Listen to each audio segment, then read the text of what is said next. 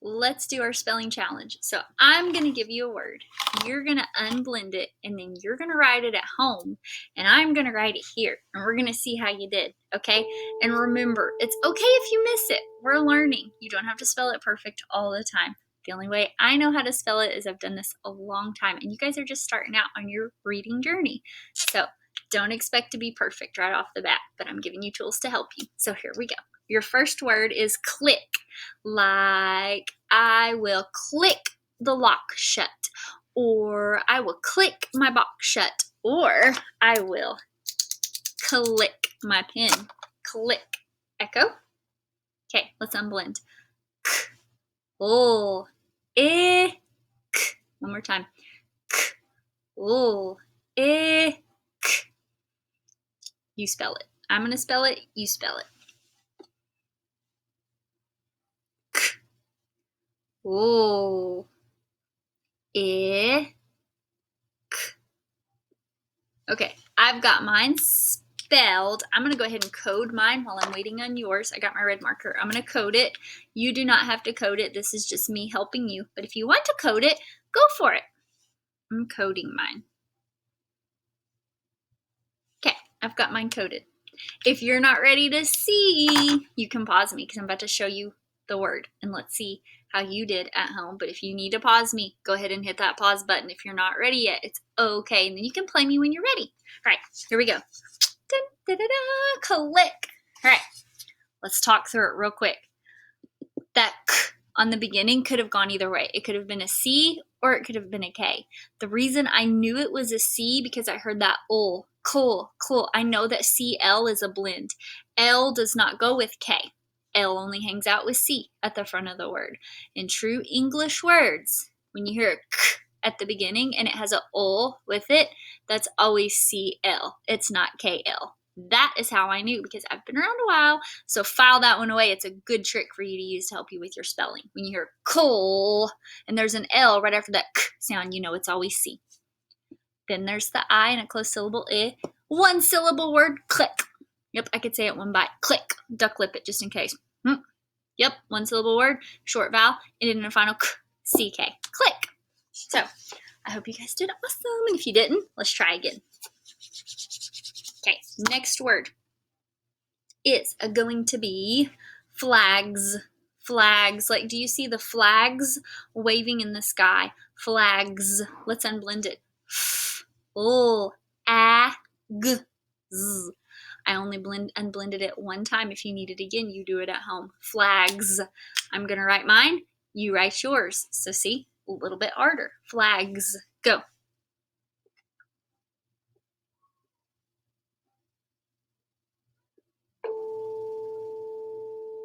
Okay, I've got mine.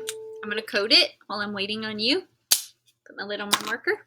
I am going to code it.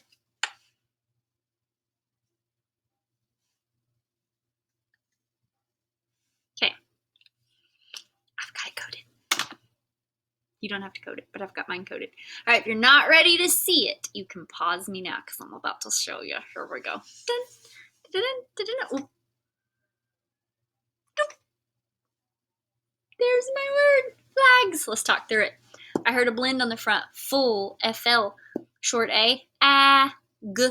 And of course we heard a Z on the end. But we know by now that words don't usually end with a Z, especially not in our English language. They might in other languages, but not in our language. They don't end with a Z. They don't end with a Z. So if you hear a Z on the end, it's almost always an S. He's just turned his voice on. And he's kind of copycatting a Z.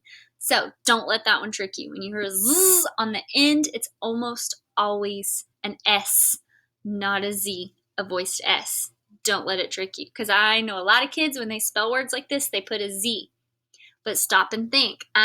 Z on the end. I bet it's a voiced S. And if you put S, 9 times out of 10, you're right. Sometimes it's just a guessing game. But now that you know, most of the times the Z on the end is an S, not a Z. All right, last one. Are you ready? All right, let me find you a good one. Let's look here. Let's do dress. Dress, like she had a pretty dress. This time, I'm not even going to unblend it. This is all you. So you unblend, you write it down. We'll see how you did. Dress. She had a pretty dress. I'm going to write mine. You write yours.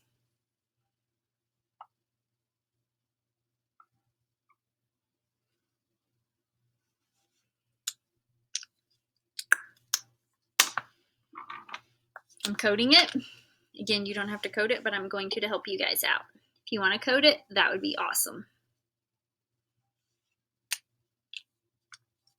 Okay, are you ready to see my word and see how you did? If you're not ready yet, pause me. Dress. So let's talk about it.